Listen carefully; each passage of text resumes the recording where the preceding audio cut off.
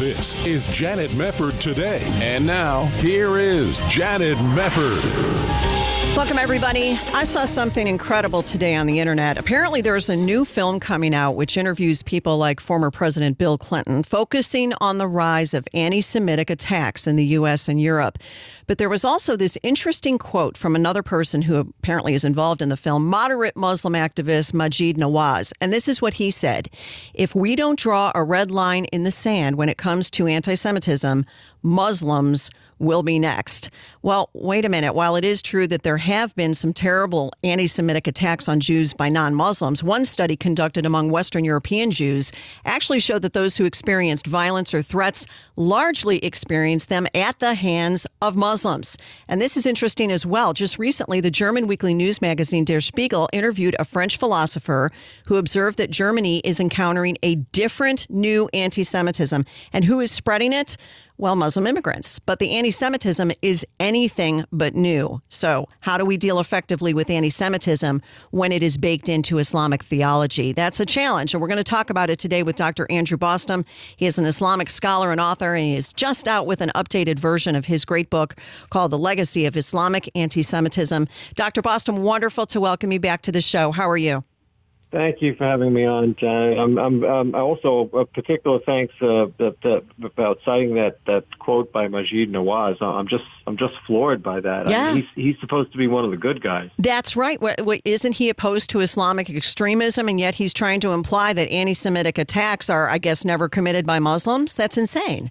It's really mind-boggling. I mean, we've spoken in the past, for example, about Kanta Ahmed here in the United States, who's also touted as a reformer, and her apologetics about what Islamic doctrine actually teaches about the Jews. And it's really why, Janet, sort of to jump right into it, it's really why I made an emphasis when I was talking about what real reform would look like, and the reforms would have to be quite wrenching. I cited those I've come to call conscientious objectors to Islam, born and raised within Muslim culture, but public intellectuals like Ayaan Hirsi Ali, like the Syrian psychiatrist Wafa Sultan, who have their own way of defining who they are. Wafa actually considers herself still part of the Islamic world. Ayaan really doesn't. But regardless, they're brutally honest about how hardwired anti-Semitism is into not just Islamic texts, the fundamental texts of Islam, the Quran, the traditions of Muhammad, etc., but also into the upbringing of Muslim children, sadly, in the Muslim world. And so for a Maajid Nawaz or a Kanta Ahmed to not even be willing to grapple with that, both its theological roots and its cultural roots, is just mind-boggling. But it's frankly it's just very consistent with the entire denial coming from the non-Muslim world about this problem. Wow. It's crazy. And like I said before, obviously there have been some horrible anti-Semitic attacks by people who were not Muslims. But it seems like the left in particular is trying to advance this narrative that the people who commit anti-Semitic attacks are neo-Nazis, they're far-right nationalists, maybe they're just Trump supporters. They seem to leave the category of Islam out of it almost entirely when you look at the propaganda. Yes, and when we look at actual data, and remember, you introduced Maajid Nawaz, so let's speak about Europe. When you talk about Europe, where the academy is quite a bit skewed to the left, even when you look at data coming from the EU or studies of Muslim youth, because that's the next generation, and that's what we have to remain concerned about.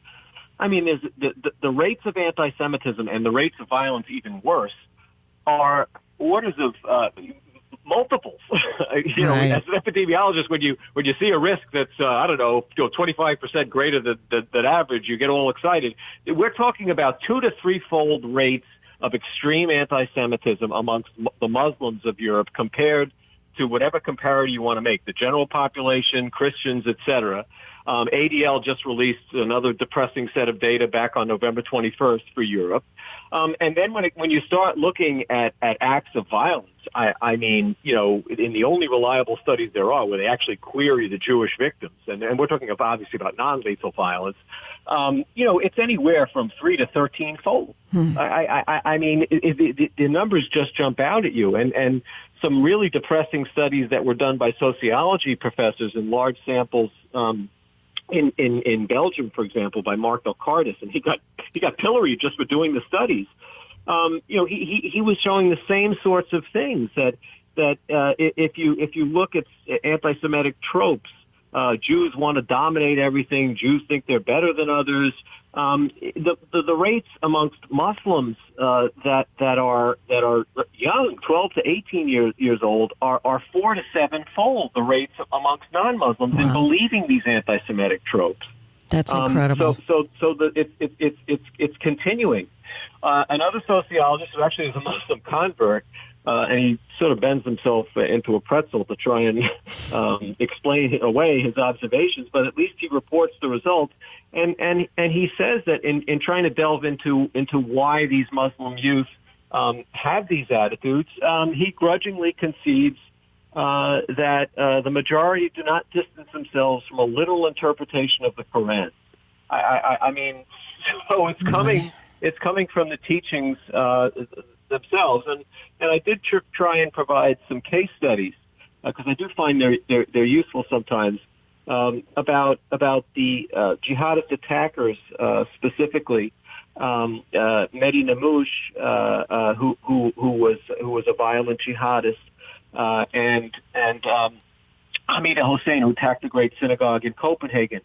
And you can see that as they become pious, that's when they engage in these acts. And in the case of Hamid al-Hussein, you could see all the sermons leading up to his attack that were full of these anti-Semitic motifs from the Quran and the Hadith, including one sermon that he went to allegedly the night before he made his attack. So it's just really disturbing to see some Muslims who, in many respects, I appreciate some of the things they say, but they just like Majid Nawaz, like Kanta Ahmed. I do respect some of the things they say, but when they can't come to terms with these data or the doctrine that drive them, it's not helpful. It's just not helpful. No, and not honest either. I mean, you and I have talked about this issue, I know, in the past, and we've talked about some of the references in the Quran and the Hadith that fuels this ideology. But what would you point to as the main sections of Islamic theology that are driving this anti-Semitism?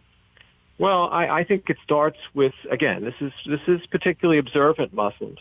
There's a very short chapter, surah, put onto the Quran, obviously after the fact, but we don't have to get into the history of that. But basically, it's called the opening or the Fatiha. It's a very short surah of 7 verses, and the 7th verse says that Muslims should not follow the path of those who've incurred Allah's anger. And those are the Jews. And it's been linked in 1,300 years worth of Quranic commentaries and explanations to other Quranic verses, one infamous one which calls the Jews apes and pigs as part of their curse. And it's basically something that gets repeated by a pious Muslim. If they're going to go through all 5 prayer sessions a day, there are subunits of these prayer sessions. They would repeat that specific verse 17 times a day. To me, it's a form of brainwashing. And now, while some of the interpretations of that verse aren't specific to that reference of incurring anger to the Jews, I've studied this. Over 90% of the great commentaries across the span of 13 centuries make a specific reference to the Jews. So that's the predominant teaching. That's not the radical teaching. That's not the outlier teaching. Well, this is important. We have to pause for a very quick break, but I want to come back and get into more about this. The Legacy of Islamic Anti-Semitism, new updated version of it out now from Dr. Andrew Bostom, who is joining us. We'll come right back to the discussion here on Janet Mefford Today. You're listening to Janet Mefford Today. And now, here's Janet. Welcome back. Glad to have you with us today, and glad to have with us Islamic scholar Dr. Andrew Bostom. He is out with an updated version of his great book called The Legacy of Islamic Anti-Semitism, From Sacred Texts to Solemn History. And we see more and more of this push, especially on the left, from people who really want to dodge the issue of Muslim anti-Semitism, especially as it's coming out on the European continent, where you see these attacks and the rise of anti-Semitism having really scary effects on the Jews who live there. And you know, some of these statistics, Dr. Bostom, are really, really disturbing.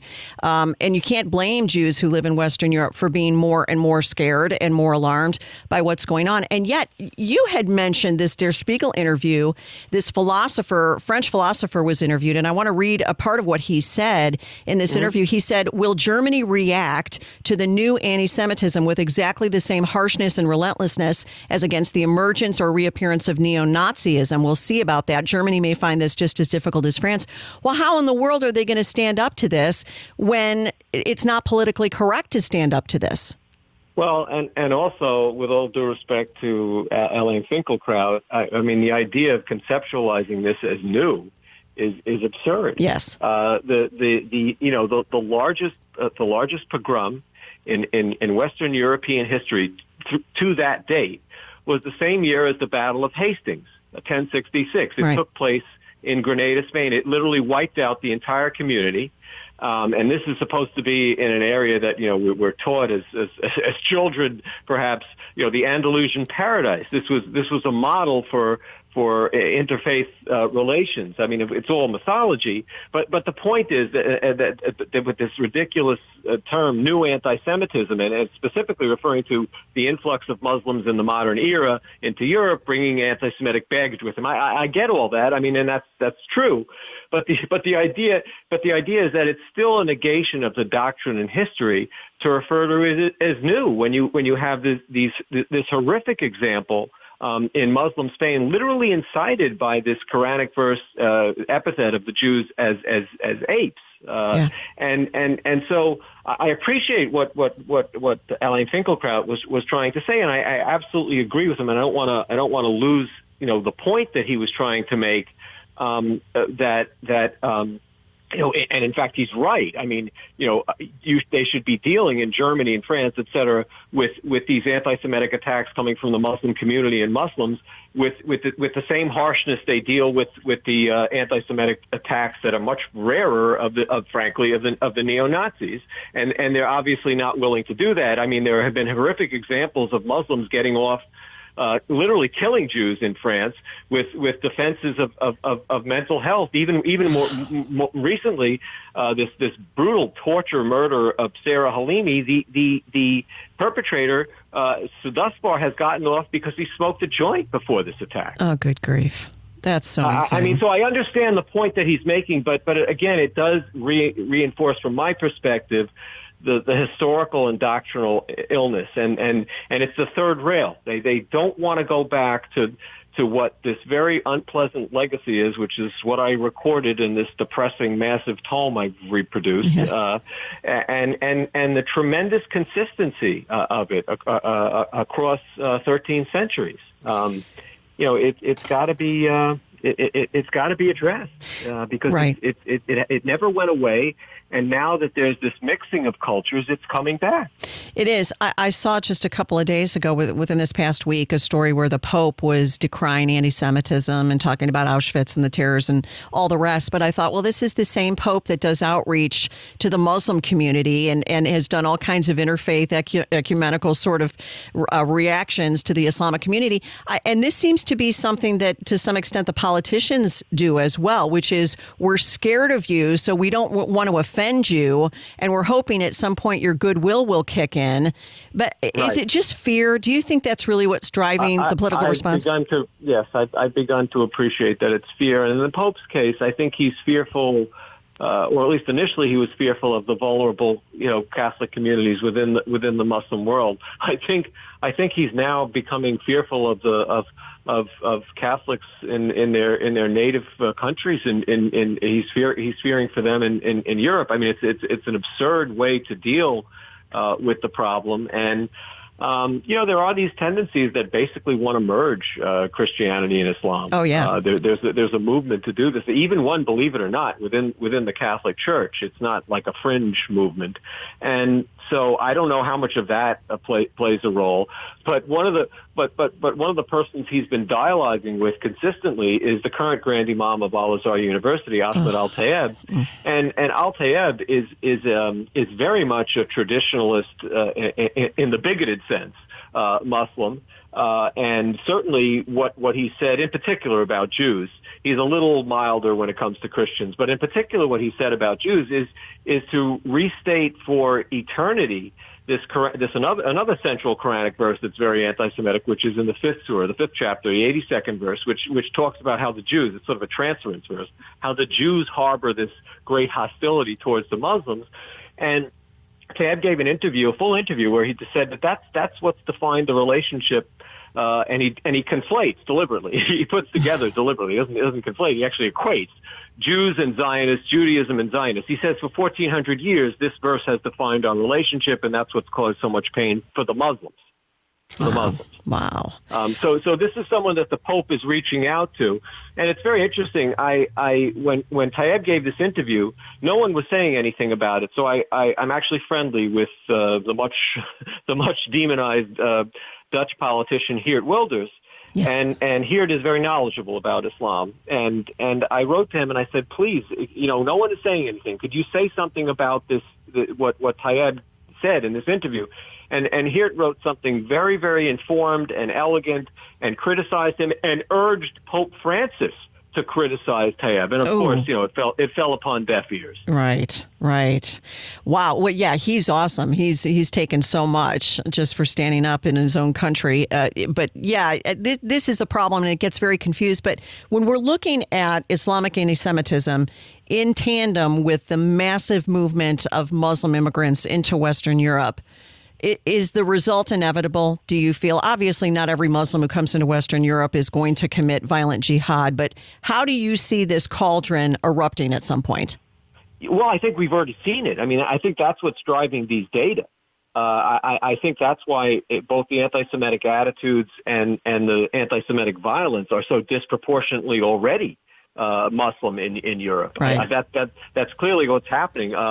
Another more conservative politician that the European left loves to hate, Salvini, basically just said that. He said that the reason that we're having, he did this in the past week, the reason that we're having this explosion of anti-Semitism in Europe is because of the Muslim immigrant population. Right. Yeah. Yeah. They don't want to hear that. He admitted there are other forms, but that's what's driving the most prevalent and most aggressive form. Right. Now, what about in the United States? Because there continue to be battles over refugee resettlement, and you've got all kinds of political factions talking about that, and President Trump getting handed down a decision recently saying that you can't allow the governors to decide how many refugees they want to resettle. And I've talked about this quite a lot on my show. It's somewhat of a huge racket in some respects because you have these VOLAGs that have a financial interest in resettling as many people as possible, but no accountability. These people are coming from places in large measure that they can't be vetted. They're fully vetted, and then they come over here, and then we've seen what goes on. But you look, for example, at Ilhan Omar's district. This is a perfect example of what's going on. The squad that we deride for their leftist progressivism and Ilhan Omar saying some people did something on 9/11. This is also the legacy, isn't it, of Islamic theology? Absolutely, but we have hard metrics. So in other words, the ADL data, which are the best data really on global anti-Semitism, and we've talked brief about them, but just really to recap briefly, they basically have a scale that they developed out of responses to 11 anti-Semitic stereotypes.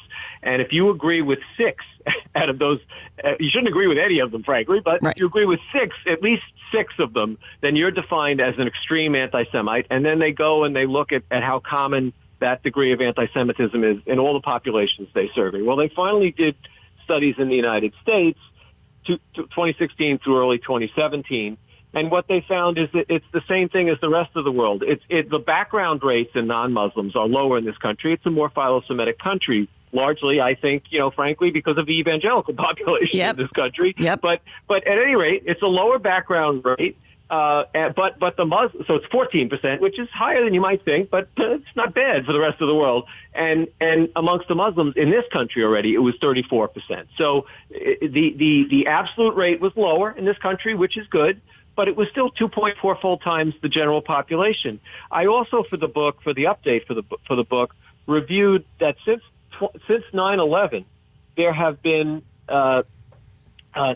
23 Muslim jihadist type attacks specifically targeting Jews. Wow. There were, if you throw in now, and by the way, this is not getting nearly enough attention, the Monsey Synagogue machete slasher, Grafton Thomas, is a Muslim convert. We have two sources to validate that, a police source and, more importantly, his stepfather of 10 years. I had seen that, and that wasn't widely reported. Yep. No, and he clearly has mental health problems. But he, if you read the criminal complaint against Grafton Thomas, he knew exactly what he was doing. He plotted it out. He had all kinds of hateful attitudes towards Jews. He wound up attacking a synagogue, not a Buddhist temple. So it's very clear, whatever his mental illness is, that he was specific, and he in fact has been charged with a hate crime, whatever people think of hate crimes. So in other words, there's enough cognitive awareness that he knew what he was doing, and he was targeting Jews. Yep. And so he made the 23rd either planned or thwarted attack. So there have been 16 thwarted attacks, which could have been very big in size. Yes. And there have been 7 completed attacks. And if there's a man in a coma from Grafton Thomas's attack, so that he would be the 9th. I'll tell you what, it's a great chart to look through, a great book to look through, The Legacy of Islamic Anti-Semitism, Dr. Andrew Bostom. Thank you so much, Dr. Bostom, for being with us, and we'll be right back.